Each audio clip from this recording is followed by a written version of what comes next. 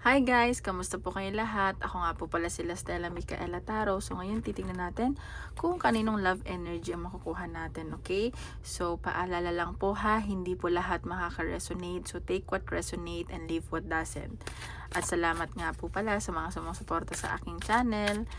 At don't forget to hit like and subscribe para updated kayo sa videos na i-upload ko. Okay?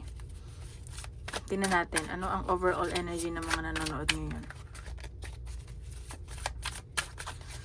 Overall energy ng mga nanonood ngayon.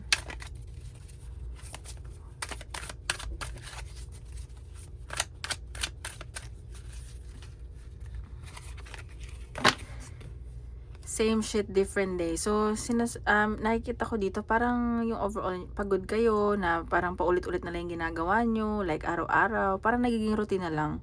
Like, nagsasawa na kayo sa kung ano man ginagawa nyo when it comes to career, or kung nasa bahay man kayo, ganun. And yung iba dito, maaga nagigising, napupuyat, ganyan. And sa nakita ko, parang napufrustrate na kayo sa ginagawa nyo. Ganun yung nasa sense ko. And, ayan, meron dito, siguro may aayusin kayo na bills or sa mga bangko tungkol sa may babayaran kayo mga bills na na past due na, ganun. Tingnan natin ano naman ang overall energy sa ng love reading. Ano ang overall energy ng love reading sa love life ng overall energy. Oops, ito yung I'm sorry guys. So, dive deep into each other, uncover hidden pearls. So, sinasabi dito, mas nagiging intimate at close kayo ng person mo. Siguro, lalong lumalalim yung samahan nyo, yung nararamdaman nyo sa isa.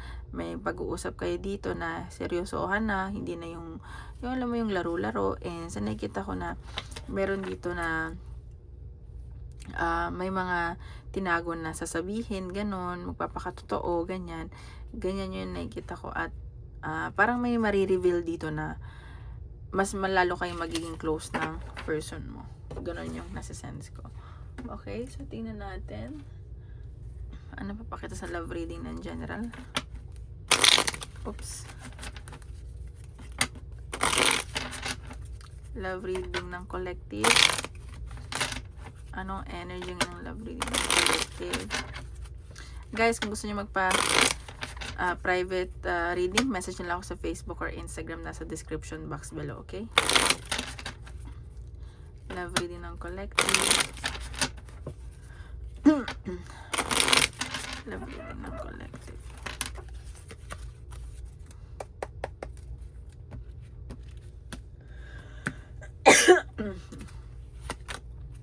Okay, meron dito, siguro nag-aaway kayo ng person mo, may misunderstanding, and may pagtatalo. Hindi ko naman nakikitang away na away, pero may pagtatalo dito, or meron dito gigil na gigil sa inyo, gisigil na gigil kaya. Okay, so nakikita ko, mahal na mahal kasi kayo nitong person mo, at nakikita ko na mabait tong taong to. Siguro may kinainisan lang siya, at gigil na siya sa'yo, or natatemp, ganun. Parang alam niyo na yun, natatemp. Mabait tong taong to. Okay, meron din dito nai-stress, kakaisip sa'yo. So, dalawang tao yun nakakonect mo or nagkakagusto. At itong taong to, nag-overthink sa'yo, iniisip-isip ka, hindi makatulog. Ambisyoso itong taong to eh. At gusto-gusto ka nito makuha. Yun ang nasa sense ko. Ay, ang haba ng hair mo, girl or boy. Ang dami nagkakagusto sa'yo, okay? So, meron dito, tahimik lang, pasulyap lang. Pero, nakikita ko, nararamdaman mo yan. Nafe-feel mo. Ayaw mo lang i-feed yung feeling. I-entertain yung nararamdaman mo. Pero, nafe-feel mo yan. Tahimik lang siya, nakasulyap lang. See? Ang daming nagkakagusto sa'yo. Ang daming nagkaka-interest sa'yo. At, tatlo sila. Or more than, ganyan. Maraming na-attract sa'yo at gigil na gigil sa'yo. Ayan, so, pero nakikita ko dito, dinadedma mo lang sila, parang ayaw mo silang kausap, ganyan. Ayaw mo makipag-communicate. Parang nadidelay yung communication. Ganon yung nasa sense ko. Ayan, so meron dito, nakikita ko may pag-uusap tungkol sa documents, papel, may pagtatalo tungkol sa papel, documents, ganyan, pagpirma ng kontrata, ayan, kakasabi ko lang sa trabaho. At so nakikita ko na yung mga nagkakagusto sa'yo dito ay ka-work mo, ayan, at parang pamilya mo na sila. At so nakikita ko may mga kadil ka din na person na may family na pero nagkakagusto pala sila sa'yo, natatempt, ganyan. Baka kasi close to your area nyo. And so nakikita ko may new beginning na paparating at may peace of mind ka kahit marami nagkakagusto sa'yo. And may wish ka na matutupad dito, and may mga pinangarap ka noon na matutupad ngayon, magkakaroon ka ng new beginning sa love life or in general. And sa nakikita ko may mga nagmamanifest sa'yo dito. Ayan, nakikita ko lang dito medyo puyat ka lang, overthinking, walang tulog, ganun, puro pag-iisip. Ayan o, tuloy-tuloy yung pasok ng pera mo, may mga dapat ka lang iwasan, ganyan, mga bibilhin na hindi naman necessary at di importante, iwasan mong gumastos, ganun, okay? Nakikita ko sa love life, maraming nagkakagusto sa'yo. Lahat sila iniisip ka. So, tingnan natin. Ano ba ang possible na energy ng mga nakakonect mo?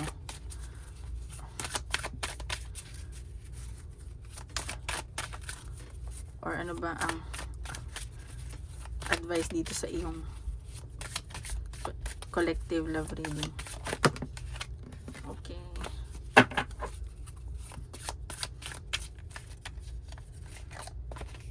Abundance. So, sa nakikita ko dito, may paparating na abundance sa'yo. Ayun nga, marami nga nagkakagusto sa'yo at natutuwa kasi sila sa'yo eh. And siguro friendly ka and attractive ka, ganun. And may abundance pang paparating sa'yo. Ayan no. Siguro marami ka lang din gagawin. Ganyan. And ang daming busy ka. And tuloy-tuloy ang pasok ng pera at blessings. Ayan ang nakikita ko.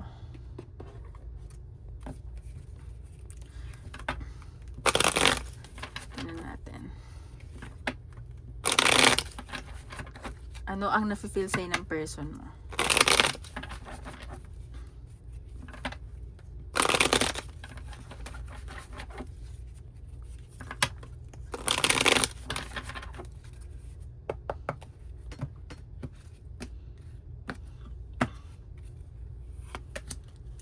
Okay, so itong person mo natutuwa sa'yo and nakikita niya na magiging successful kayo parehas, ganun, and gusto niya ng, alam mo, parang nagiging isip bata siya pag ikaw kasama niya. Nakukitan siya sa'yo, parang feeling niya isip bata ka, and pero nasa sense ko dito na may panghihinayang siya, siguro itong taong to, nanghihinayang siya kasi ngayon ka lang niya nakilala, sana noon ka pa niya nakilala, ganun. Pero everything happens for a reason. And sa nakikita ko, itong person mo na stuck na sa'yo and hindi siya makamove forward. And kahit na alam mo yung gusto, parang nagiging mundo ka niya. Ganyan na sa sense ko. Ayan o, ang daming tukso. Nakikita niya na ang daming tuksong lumalapit sa'yo. Pero pinoprotektahan ka niya eh. Parang actually nakikita ko dito nasasakal ka na. Kasi sa nakikita ko, ayaw kanyang makakuha ng attention sa iba.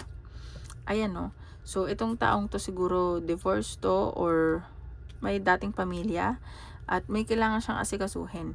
May kailangan siyang balansehin dito. And sa na-feel ko, siguro binabalanse ka niya kasi yung pamilya niya, ganun. And nakikita ka niya asama na matigas and may boundaries. Parang binibigyan mo siya ng attitude, ganun.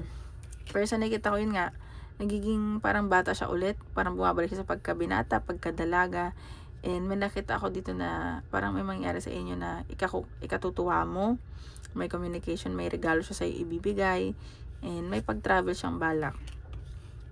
And nakikita niya, and minsan itong person mo tahimik lang, nakikita ka din niya asama na gusto lang mag-isa, or siya kasi parang, yun nga, ginagawa kanyang mundo, gusto niya, kayong dalawa lang. And itong taong to ay na to masaktan. Kaya, tawag dito, gusto na din niya mag-heal. At tinutulungan mo naman siya mag-heal from the past. Siguro nga na-stuck siya from the past. Ayan o, natutuwa siya sa'yo, at nakukyutan nga, and parang masayahin ka lang daw, happy feel ka niya, ganun. And nakikita ka niya asa mo na masaya lang, ganun. And nakikita ko na lagi ito nagche-check ng phone, or laging basta may mga sinesearch siya na may mga inaayos siyang sa papel. Siguro nga makikasal na kayo. So mabagal lang tong person na to, pero bibigyan ka nito ng stability, and ibibigay niya na sa lahat sa'yo. Alam mo yung kahit mamatay na siya, ibibigay niya pa rin lahat sa'yo. Ayan o, kasabi ko lang, nagiging obsessed na to. And yung pagmamahal niya sa'yo, parang nagiging toxic na. Pero gusto naman niyang ayusin. Gusto lang niya kasi maging maayos kayo, ganyan. Ayaw niya yung may tinatago. And siguro, itong taong to, pasensyoso. Ayan. Tingnan natin. Ano ang nararamdaman mo sa person mo? Ano ang nararamdaman mo sa person mo?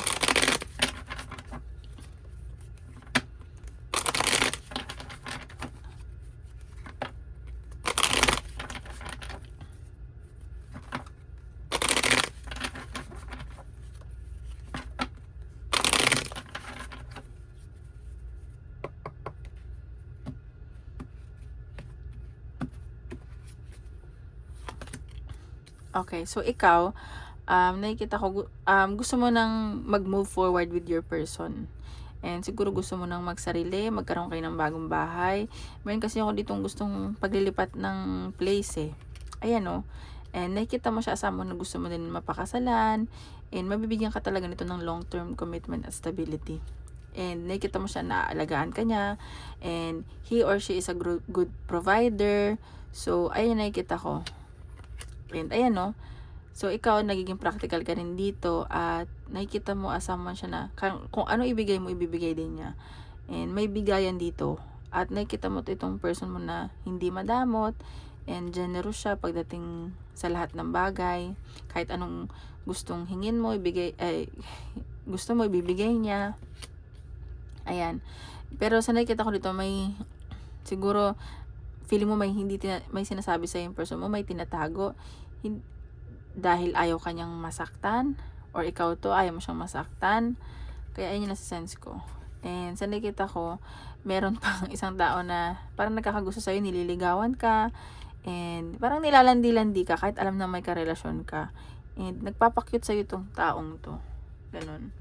And nakikita mo din yung person mo na asama mo na talagang pinursu ka niya. Ayan. So, ikaw, focus ka sa trabaho mo.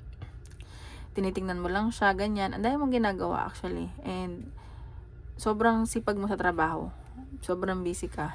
Itong taong to, nagpapapansin. Ayan no, dalawa silang nagkakagusto sa'yo. And itong person mo, emotional siya, mahal na mahal siya. Mahal na mahal ka. And siguro, yung isa dito, nasa malayo, pinagmamasdan ka lang, minamanifest ka, nag-i-imagine kung ano kayo, ganun. Ayan no, may pag-uusap. And sa nakita ko, ikaw, parang gusto mong mag-aral, at gusto mong pag-aralan din yung connection nyo. And nagbo-backread ka, puro messages, ganun. Ayun no, new beginning. At nakikita mo itong person mo, asama na, kasi dati parang, sobrang na broken hearted ka, nasaktan ka, at gusto mo na mag new beginning. Nagiging bata ka rin dito. Ayan no. And nakikita mo, alam mo yung napapasaya ka niya. Parang yun nga, nagiging bata kayo parehas, napapasaya niya isa't isa. Pero meron dito isang tao na nasasaktan kasi nga may karelasyon ka na, pero pinupurso ka pa din. At nakikita ko may third party involved. So ayan, so minsan nagiging cold ka sa person mo, or yung siguro yung kaperahan nyo ngayon hindi okay, pero sa nakikita ko magiging maayos yan. Ayan o, puro pag-iisip. And yung person mo medyo bossy, pero may success akong nakikita dito. Ayan. So, ayun ang nakikita ko sa feeling mo sa person mo. So, tingnan natin. Ano ang blockages ng connection nyo?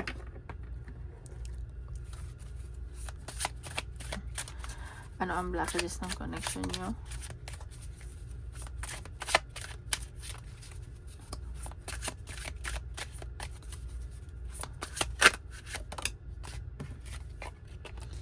he owes you nothing but silence. So, sinasabi dito na, siguro pag nag-aaway kayo, silent treatment, and hindi kayo nag-uusap, ganun yung pag-aaway. Parang walang bibigay. Pataasan ng pride, ganun. And sa nakikita ko, siguro nag-aantay ka, siguro LDR kayo, nag-aantay ka kung magme-message siya una, or ikaw ba. Ganun yung nagiging blockages ng relationship nyo. So, you know guys, sa relasyon, kailangan nyo makipag-communicate, kailangan nyo ng honesty, kasi magiging toxic lang yan, or hindi kayo, alam mo yung, kailangan mag-mature na tayo, malalaki na tayo, hello, 2026 na, pataasan pa ba ng pride? Makakain nyo ba yung, yayaman ba kayo dyan? Sa tingin nyo,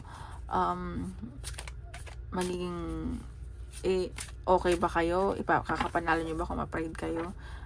Sometimes we need to be humble, you know? So, ayan. So, tingnan natin. Ano ang possible outcome ng connection? 10 of Cups. So, may harmony ako nakikita. Possible outcome ng connection nyo. Or action itong person. Possible outcome.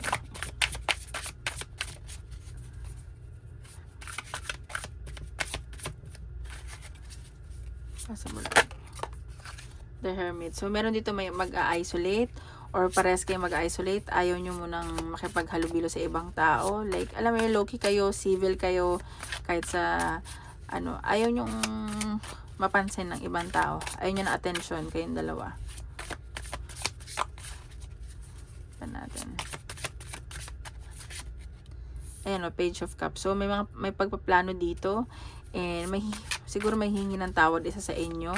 May manunuyo, ganon. Kasi isa dito nag-isolate, ayaw makipag-usap, ganon. And sa nakita ko may hingi ng tawad. And ayan. So, meron akong nakikita ditong dalawang tao pa magkakagusto sa'yo. And mahirapan ka pumili eh. Ganon. And parehas silang, hindi naman parehas ka natutuwa, ganon. And sa nakita ko may pag-travel din kayo ng person, may pupuntahan kayo. May message ako nakikita. Mabilisan lang to. And kailangan mong kailangan nyo pag-usapan ng person mo ano ba dapat ma-realize sa relationship. Basta may pag-uusapan kayo sa connection nyo. Ayan. So, meron dito na medyo magiging controlling yung person mo.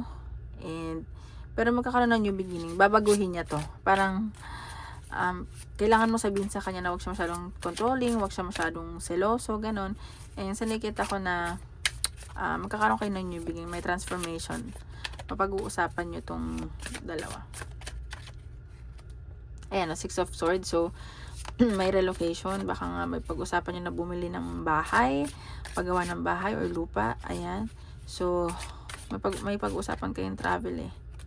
Ace of Pentacles. So, ayan. So, baka may malaking pera paparating sa inyo ng person mo, and or basta may pera kayo naantay, and siguro bibili kayo ng ticket, ganon, magbubook kayo, and baka ikasal kayo. 7 of Swords. So meron lang dito na hindi nagsasabi ng totoo, sneaky, may mga tinatago, ganon. So syempre mag-iingat pa rin tayo, ganon.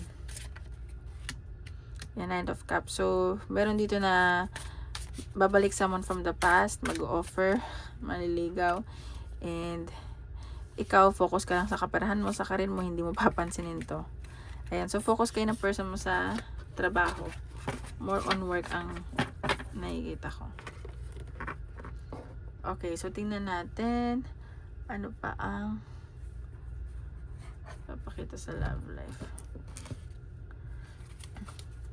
Mamaya sa love life.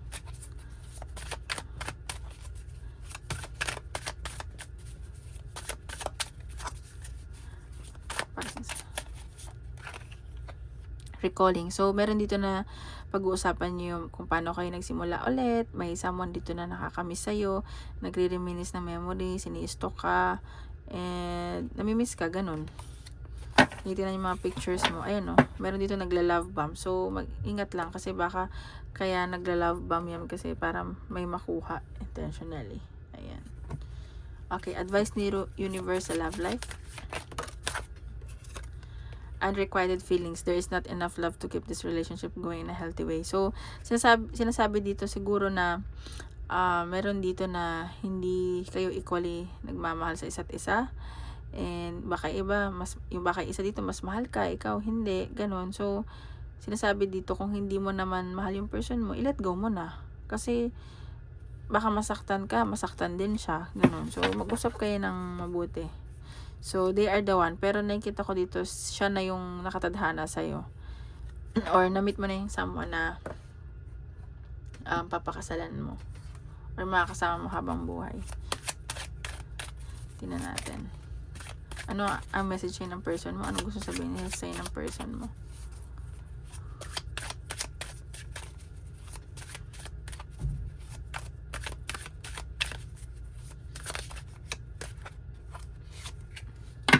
I loved you more than I let on. So, mahal ka talaga nito.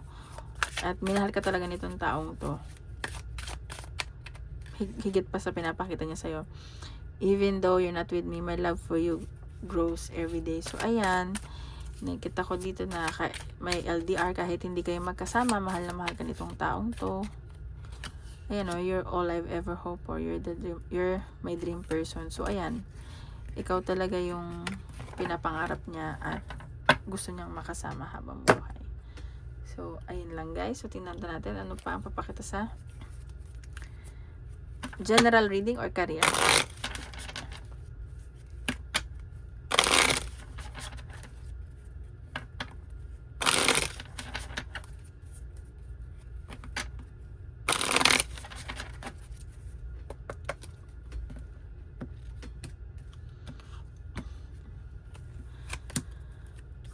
Okay, so meron ditong may gagawa siguro ng business. Ayan o. Kasabi ko lang. And swerte kayo sa business kung magbe-business kayo. Meron ditong parang magsisimula pa lang. And kung for the past few days, weeks, or months, hindi okay yung financial nyo, magiging maayos yan. Ayan o. Magtutulungan kayo ng person mo. May partnership din sa trabaho. Ayan, so ikaw magpakabait ka lang at ibibigay sa'yo ng universe ano ang deserve mo. Ayan. Ayan no, meron dito na isang person na siguro boss mo to, nagagalingan sa'yo, nababaitan sa'yo. And ayan. Pero nakikita ko nagkakagusto siya, so umiiwas siya. Umiiwas ng tukso, ganon. And medyo nai-stress ang boss mo. Ayan no, may malaking pera paparating sa'yo. So, ayan, siguro may mga event kayo dito, ganyan. And ikaw, iwas lang sa paggastos, magdalawang isip kung kailangan ba or hindi. Ayan no, so may surprise dito yung person mo, tuloy-tuloy yung pasok ng pera.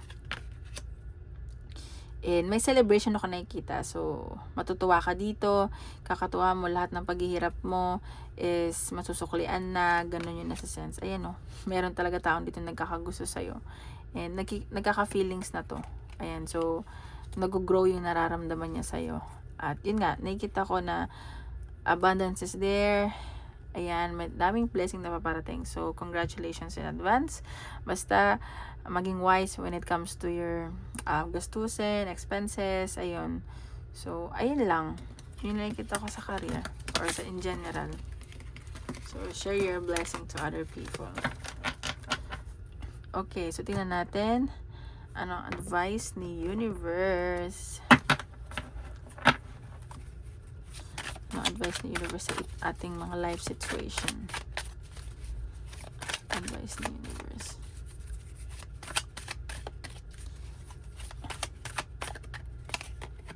Self-embrace. Step into your own love and acceptance, for when you love yourself, everything else will fall into place. So, sinasabi dito na hindi mo kailangan magpanggap or maging iba. Just be yourself. Mas mahalin mo yung sarili mo kasi mas makaka-attract ka pa ng success, ng love, ng real friends, ng career na para sa'yo. And alam mo yun, maging ano ka lang, magpakatotoo ka lang sa sarili mo, maging mabait ka, huwag ka mananakit, huwag ka mananapak ng ibang tao, and everything will fall into place. And mahalin mo yung sarili mo kasi at the end of the day, yun pa rin naman ang kakampi mo eh. Not ibang tao or what. So, ayan. Tignan pa natin ano pa ang papakita sa ni universe.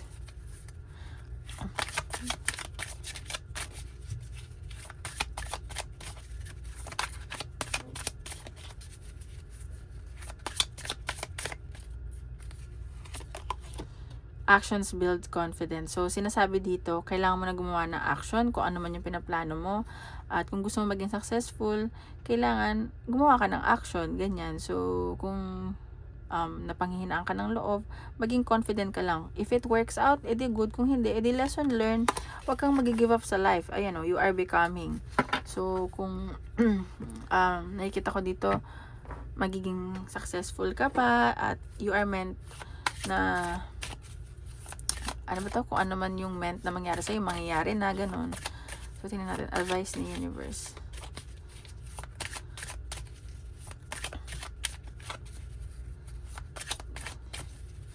Pa ang advice ni Universe.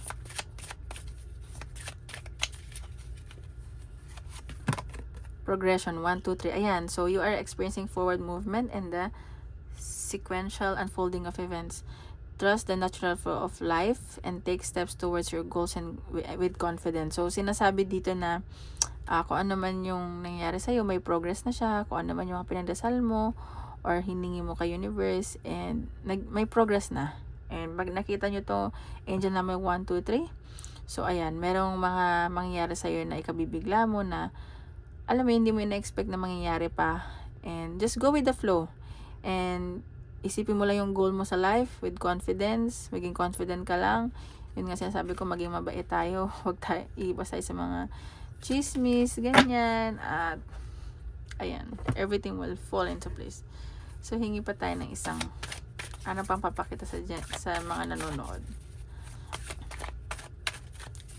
Ano pang papakita sa mga nanonood. Natutuwa ako dito sa card na to. Ano na lalabas? Okay. Isa lang. Okay, ito. Ayan o, set a deadline. So, kung may goal ka, iset mo, like, for example, this year, kailangan mong makabili ng, ano ba, sabihin natin ng sasakyan. So, set a deadline. Mag-iipon ka or bahay, kailangan mo mag-down. Basta yung gusto mong bilhin para hindi ka mawala sa focus. Magkaroon ka ng goal sa life. Ayan, no, Cancer. So, baka yung mga nanonood dito, Cancer, or may makakadil kayong Cancer, Leo, sa natal chart. Ayan. So, ayun lang guys. Maraming salamat po. Don't forget to hit like and subscribe para updated kayo sa videos niya upload ko.